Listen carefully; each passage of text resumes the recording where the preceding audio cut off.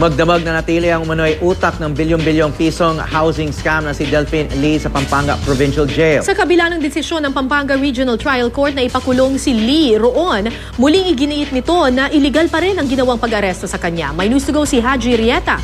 Haji.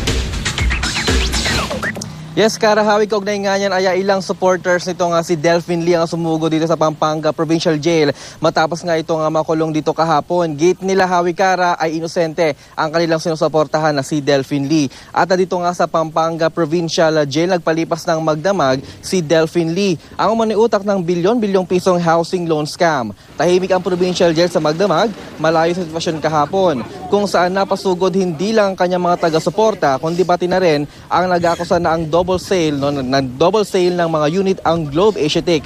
Ang Globe Asiatic ang real estate company ni Lee na siyang nadadawit sa umano'y housing scam.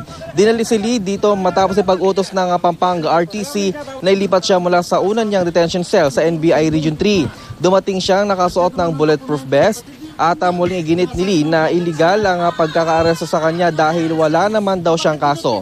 Nauna na kasing ibinasura ng Court of Appeals ang kasong syndicated staffa laban sa kanya. Ipinagpaliban ng Pampanga RTC ang arraignment ni Lee matapos questionin ng kanyang kampo ang jurisdiction ng korte.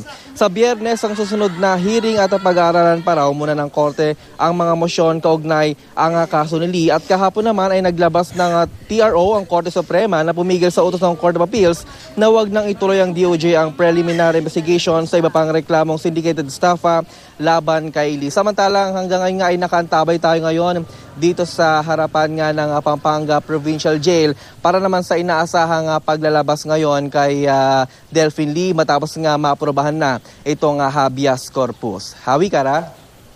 Maraming salamat, Haji Rieta.